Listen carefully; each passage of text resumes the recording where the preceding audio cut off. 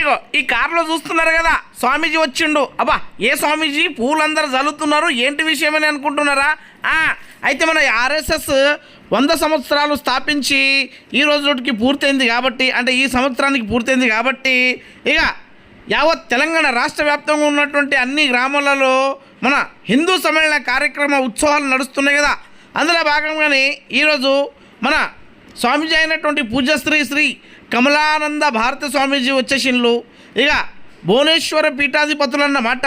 ఇక వీరి చేతుల మీదుగా ఇక్కడ ఈ హిందూ సమ్మేళన కార్యక్రమాన్ని నిర్వహించడం జరిగింది. ఈ కార్యక్రమంలో భాగంగానే ఇక్కడ చూస్తున్నారు కదా, కొన్ని వందల మంది మహిళలు ఈ విధంగా ఈ కార్యక్రమంలో పాల్గొని అక్కడ జాగృతం కావడం జరిగింది. ఇక యువకులు, అదేవిధంగా గ్రామ పెద్దలు, అదేవిధంగా వివిధ గ్రామాల నుంచి వచ్చినటువంటి సామూజులు, అదేవిధంగా హనుమాన్ చాలీసా పఠనం చేస్తున్నటువంటి ఆ గ్రామ హనుమాన్ స్వాములు ఈ విధంగా ఈ కార్యక్రమంలో పాల్గొనడం జరిగింది. ఇక హనుమాన్ చాలీసా పఠనము ఇక్కడ అందరూ ఒకేసారి సామూహిక పఠన కార్యక్రమాన్ని నిర్వహించడం జరిగింది. ఇక అందులో భాగంగానే ఆడపడుచులందరూ కుంకుమార్చన కార్యక్రమాన్ని కూడా ఇక్కడ నిర్వహించడం జరిగింది. ప్రతి గడప గడప నుండి వచ్చినటువంటి మహిళలందరూ కుల మత విచక్షణ భేదాలు లేకుండా ఈ విధంగా ప్రతి ఒక్కరు ఎంతో భక్తి శ్రద్ధలతో ఈ కుంకుమార్చన కార్యక్రమాన్ని నిర్వహించడం జరిగింది.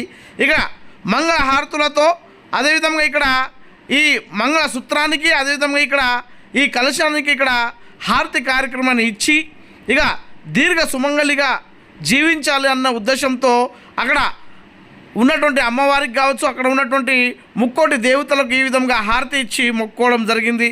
ఇక ఈ కార్యక్రమంలో భాగంగానే గ్రామంలో ఉన్నటువంటి యువకులు యువతులు పెద్ద మొత్తంలో ఈ కార్యక్రమంలో పాల్గొని అక్కడ ఈ విధంగా ఏదైతే మనకు సాంస్కృతిక కార్యక్రమాలను కూడా నిర్వహించడం జరిగింది.